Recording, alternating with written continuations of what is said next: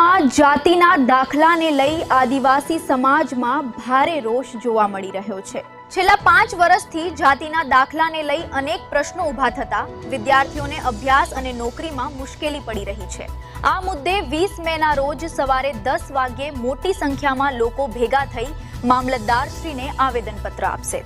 હાલમાં અમને જાણકારી મળેલ છે કે તમે એક જન આંદોલન છેડ્યું છે, જે લોકોને તમારી સમાજના આદિવાસી બાળકોને જાતિના દાખલાને લઈ મોટી સમસ્યા ઊભી થાય છે। તે સમસ્યાના નિવારણ હેતુ તમે અમીરગઢ મામલતદાર કચેરીએ ધરણા પ્રદર્શન જેવા કાર્યક્રમો આપવાના છો, તો એ બાબતે તમે શું કહેવા માગો છો? એમ હું આપ સૌથી પહેલાં ચેનલ મીડિયાના માધ્યમથી આપને સૌને હું સરકારને બી આજે વિનંતી કરું છું અને અમારું ધરણા પ્રદર્શન કાર્યક્રમ કરવાનું એક જ કારણ ઉપસ્થિત થયું છે કે છેલ્લા 5 વર્ષથી અમારા જે ગુજરાત સરકારની જે આદિજાતિ વિશ્લેષણ કમિટી દ્વારા અમને 1950ના પુરાવામાં માગી રહી છે।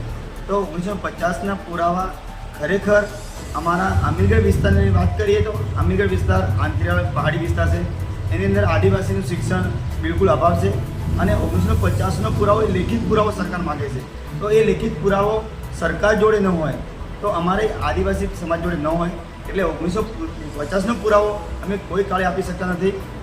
જેના લીધે અમારા અત્યારે છેલ્લા 5 વર્ષથી અમારા શિક્ષણ વિભાગની અંદર જે ધોરણ 6, ધોરણ 9, ધોરણ 11 ને ઉચ્ચ અભ્યાસ માટે ઓનલાઈન જાતિના દાખલાના લીધે વિદ્યાર્થીઓને એડમિશન નહીં મળતું અને એને અનુસંધાને સરકારનો પણ ઓકળો છે કે ગઈકાલે ન્યૂઝપેપરમાં આવી મુજબ 1987 અમીરગઢ તાલુકાનો અને દાંતાની અંદર 3800 ઉપર વિદ્યાર્થીઓ ડ્રોપ આઉટ થઈ ગયા। એ ડ્રોપ આઉટ થવાનું મુખ્ય કારણ છે જાતિનો દાખલો।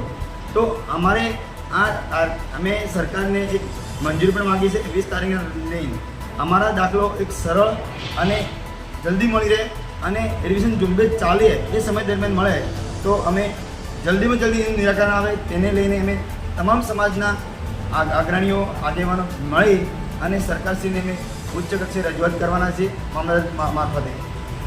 તો 20 તારીખે તમે ઘણા પ્રદર્શન કરવાના છો, શું તમને લાગે છે કે સરકાર અમારા આંદોલનથી સરકાર નમતું જોગશે અને આ પુરાવો નાબૂદ કરશે? હવે અમારે સરકાર સાથે એ જ છે, સરકાર એટલે કોણ? સરકાર એટલે જનતા અને સરકારમાં બેઠેલા એ અમારા પ્રતિનિધિ છે, કમિશનર હોય કે અધિકારી હોય।